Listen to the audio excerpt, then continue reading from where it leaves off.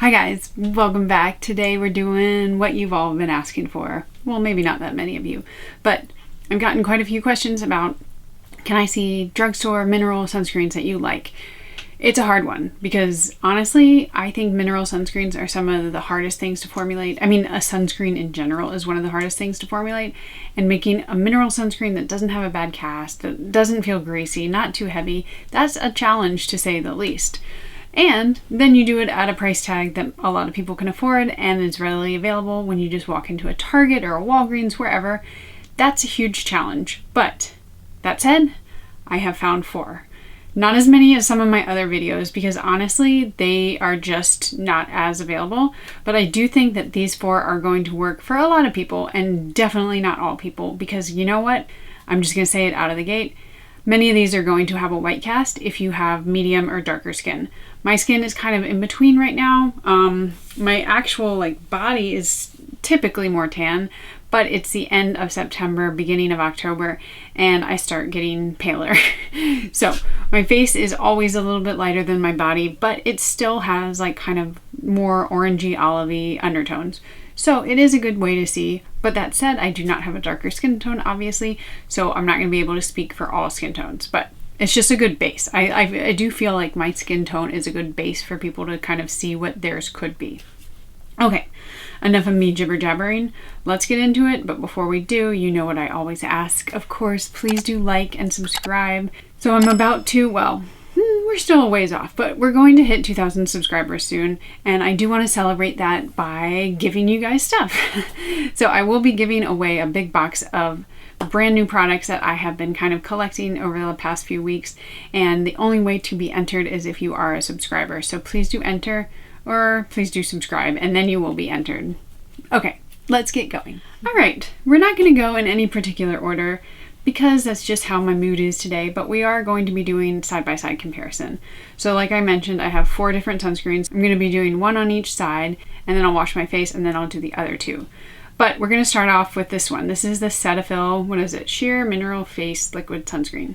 Okay, this is about $12. You can kind of find it ranging in price. Just depends on where you get it. For the most part, I think I got all of mine at Target just because it's super convenient for me. But you can get a lot of them on Amazon, and I will list all of the places that you can buy it in the description below. So this one is 50 milliliters or 1.7 fluid ounces. It does feel quite small. It kind of reminds me of a Korean beauty sunscreen, but you do get a pretty standard amount, 50 milliliters. It is SPF 50, and for active ingredients, you have 12% zinc oxide. I'm going to try to apply these with my hair down. That's why I have this headband on. We'll see how it goes. So pretty much all of these have no scent. This one is the most liquidy, as you can see. And just from the very first time I ever tried it, it really reminded me of the Dr. Brandt one. I will insert a picture here. And that's actually one of my very favorite mineral non-tinted sunscreens, but it is very expensive. It's like $65, where this one is $12. In terms of ingredients in this, we have quite a few, I would say, like allantoin, which I never know how to say, so if I'm saying that wrong, I apologize. Bisabolol oil, which is also a really good one. Also don't know how to say because it sounds like gibberish. There are quite a few silicones in this, which I don't have a problem with. I know some clean beauty people do, but so I just want to mention it. It also has niacinamide, propanediol, and hyaluronic acid. You're getting a lot of really great ingredients in a $12 sunscreen, especially since it's just available in so many places. I do think that the ingredient list is pretty stellar. So I did kind of a full finger length, and I'm just doing half of my face, but normally I would probably put a little bit more on, so I'm going to do that, but I just wanted to show you what it looks like after one thin layer. I do look a little ghostly. There's no denying it. Now let's try a little bit more. I'm going to tell you, with all of these, the best way to get as little of a white cast as possible is to do it exactly like I'm doing. Like, see how much I have there? It's really not a ton, but if you do just do a finger length and then plop it on your face, you're going to get a white cast no matter what, unless you have the fairest of the fair skin. This is just their mineral sunscreens. It's so hard when I'm doing half of my face but I do like to kind of like do a comparison because I think that is helpful to see which one kind of has less of a cast or which one has more of a cast. Okay, so this is pretty much it. You saw how easy the application was. I think it's just a really, really spectacular option. Like I said, it does remind me so much of the Dr. Brandt one, and that is something that I really enjoy. Now, in terms of the finish, it does have kind of a silky finish. I wouldn't say that it's drying down matte at all, but it doesn't leave my skin too glowy, which is a problem with a lot of mineral sunscreens. I think a lot of the times when they're formulating it, they're trying to counteract the dry chalkiness of zinc oxide, which is just like that's what it is.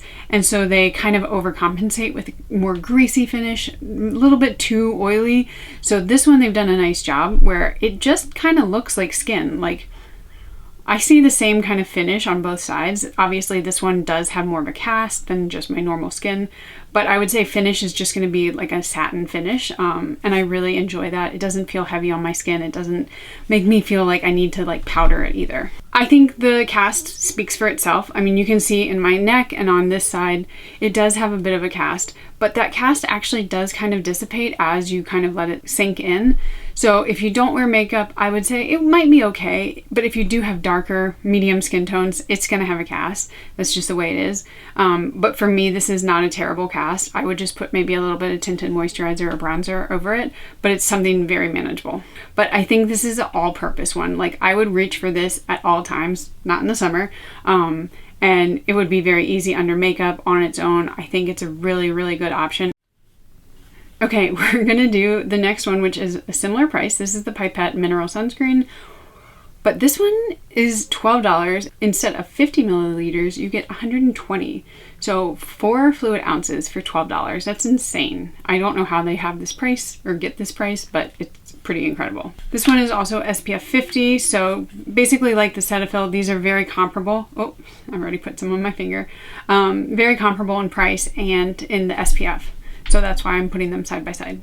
Now this one has 20% zinc oxide, whereas the Cetaphil one has 12%. So that is a difference. And neither of these have a scent. Actually, none of these have a scent, which is really nice. If you have more sensitive skin, that is something that might appeal to you. And this one, surprisingly, is a bit more liquidy than I thought it was gonna be, just because you feel this heavy tube and it doesn't seem like this one has this type of top because obviously it's more liquid, but the Pipette, it surprised me. So this is what it looks like. And now I'm going to put it on.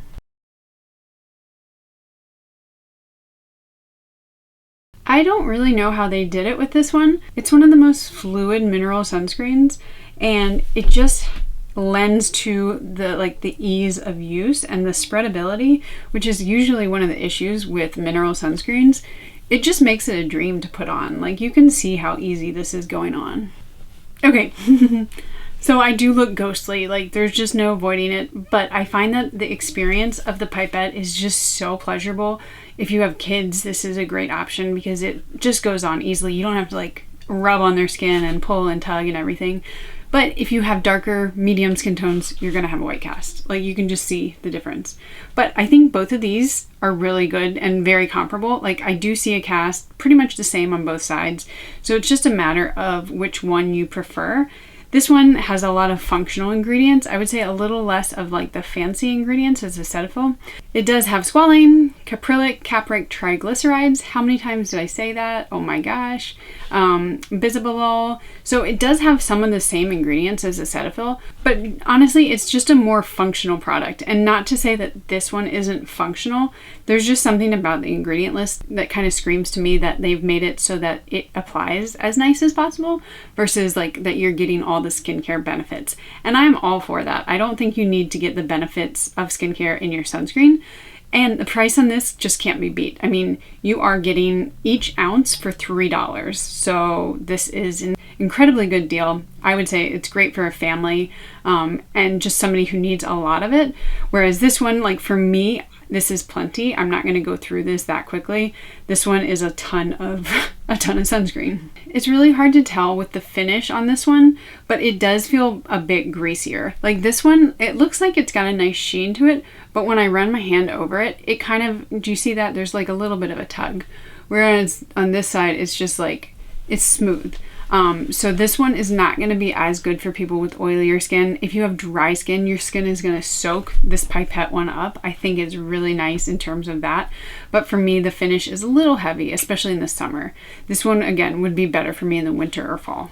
And then, as I mentioned, the cast is pretty similar to this. It's a very minimal cast. That's why I say that these are the best drugstore mineral sunscreens, but it doesn't mean that it's non-existent. On my skin tone, there still is going to be a bit of a cast. And just like all of the others, I'm really going to say, I don't think I need to go over this each time, but for me personally, this doesn't mean it's for you. I would wear these more in the winter during cooler temperatures and times where my skin does need more moisture. Also when my skin is a little bit lighter, just because of the cast and because of a little bit of the heaviness that you get with mineral sunscreens versus chemical. So in terms of ratings for these two are my favorite that I am going to be reviewing. This one for me personally is just what I would choose, just because I don't need 4 fluid ounces. Like if you have a family, you're always at the beach or at the pool, whatever, this is a good option. For me, this is a better option, just personally, but I would give them pretty much the same rating, and I would say that they're about a solid 8. Obviously, they're going to have a higher rating if your skin tone is lighter, because that's just going to be a perfect option for you. But for me, I gave it 8 just because it's not going to be something I reach for all year round. Next up, we have the most expensive one. So, that is one thing to consider, but it's also a smaller, like much smaller than say like Cetaphil. This is more like an indie brand, but you can find them at Target. So if that's something that's important to you, this is one to consider. This one is $25 and you get the pretty standard amount, 1.7 fluid ounces or around 50 milliliters. And it is SPF 32, which is an interesting kind of random number, but I'm glad that they're not lying to us. And this one has 21% zinc oxide and again, no scent to it. I should mention, this is the Cocokind Daily SPF. I don't know why I didn't say that.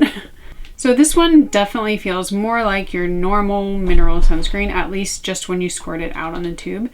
But it definitely is a bit liquidier, as you can see running down my finger, than some of the other mineral sunscreens that I really don't like. So I think that's kind of a common theme with most of these, and that is one of the benefits to these. It's that it has a lighter consistency, which helps it blend out, and it doesn't feel as chalky and like as thick and not movable.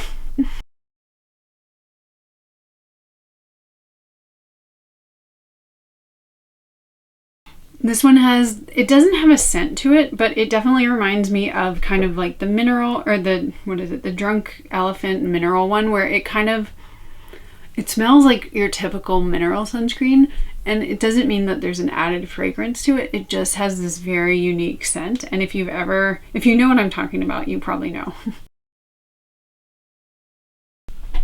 Okay, so again, this one does not have a bad cast. Like, it really doesn't. I mean, you can see when it's compared to my normal non-sunscreen side of my face that it does have a bit of a cast.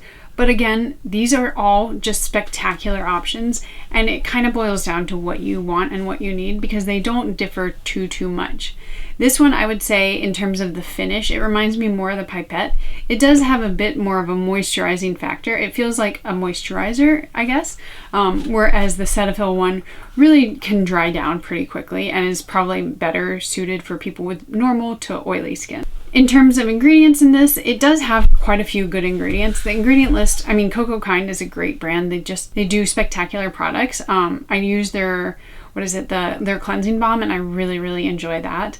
This one has spirulina, which is an antioxidant. I use that in one of my products as well. It also has another form of microalgae, and then rice starch, which the reason that they put that in is to combat that oily, greasy feel. I do think that it does a good job, and as I'm sitting here talking, it does start to dry down a bit. So it's a really good option, I would say. And then it has other things like argan oil, sunflower oil, and then they also say that there are no essential oils in it. So people with sensitive skin, this is a really good option. And I think more so than the others, this one kind of starts to work a bit faster. And by work, I don't mean like protect you from the sun, but I feel like it sets down a lot quicker. So if that's something that's important to you, you don't have a lot of time in the morning, this would be a good option. This one is going to take a little bit longer, in my opinion and experience. It just kind of sits on the skin a little long. And then the Cetaphil also does a great job. But if you want something that has more of a lotiony kind of feel, that you're actually going to get some skincare benefits from it, this is 100% my option and recommendation for that kind of product. And as you can see, the cast, it tends to dissipate. Just like I said, that it kind of sets quicker than the others. The cast is pretty much the same as the first two that I mentioned. I wouldn't consider it a bad white cast at all, but the deeper your skin tone is, the more visible it is going to be. Okay, next up we have the C'est Moi Gentle Mineral Sunscreen. This one retails for $15, 59 milliliters, which is 2 fluid ounces. So this is another really great option in terms of cheapness. These two are the cheapest. This one, obviously, you get the most, but this is a close second. This one is SPF 30 and it's 19% zinc oxide. That is your active ingredient. So this one has no scent again, and let me show you what it looks like. And this one is, I would say, kind of the creamiest of the bunch, but not in a bad way. It just feels a bit thicker. Like you can see that it's not moving about. It's not as liquidy.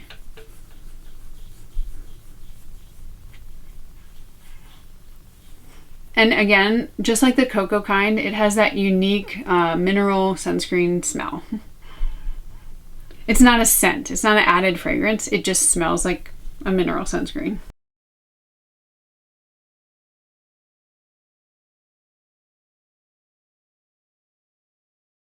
Okay, so I think you can tell just the difference in terms of the cast. This side is the side with the Cocokind, and you can see that it's really kind of blended in pretty quickly. And this side is a bit more casty, but kind of looks the same as the first two. It's a minimal cast for sure, but it's not invisible.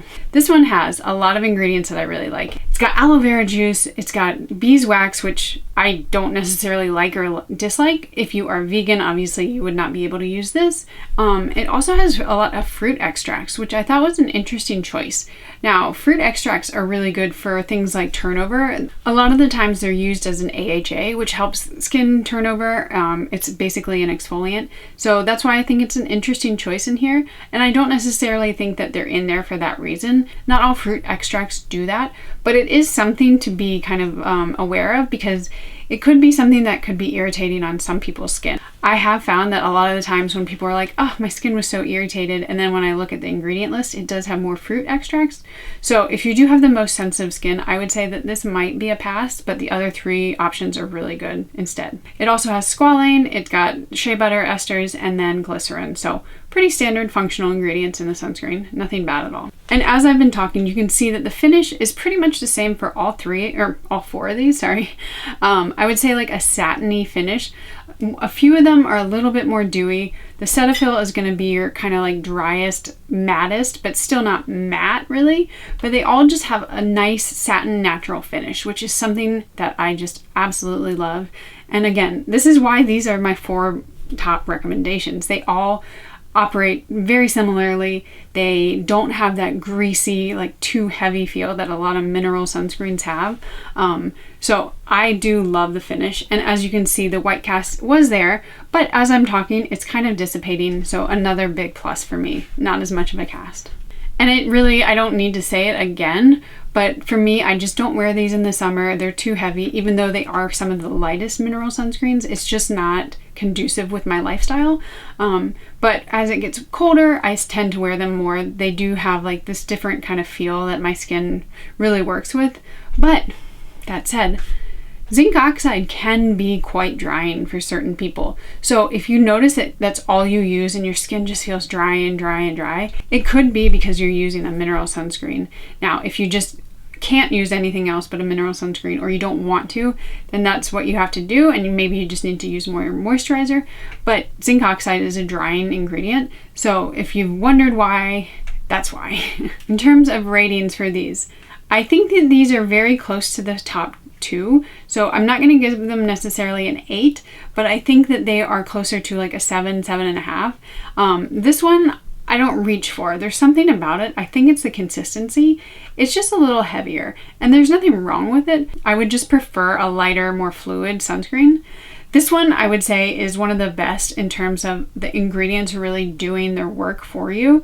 And again, I don't say that often. I think a sunscreen should be a functional product, not necessarily like part of your skincare, but I do like the fact that it has really great ingredients that are all working in combination to help your skin. So this one probably a 7.5, this one more like a 7. But that said, guys, these are all really, really spectacular mineral sunscreens at a quasi affordable price. This is the most expensive, but again, I mentioned it's just because it's more of an indie brand. I'm sure as they get bigger, the prices will get lower. But when you're competing with something like Cetaphil, these prices are rock bottom just because it's such a big brand and they can kind of cut their prices. So that is it. These are the 4 that I highly, highly recommend. I don't dislike any of them. I think they all kind of have their own purpose. I said that I like the Cetaphil the most just because of the size and the fluidity of it. But I think the Pipette, I think the Cocokind, and even the Semois are going to be really good options if that's what you can get your hand on. So I hope this helped. These are really wonderful options, and let me know if you have any questions, if you need help kind of figuring out which one would work for you, and I will see you guys in my next video. Bye.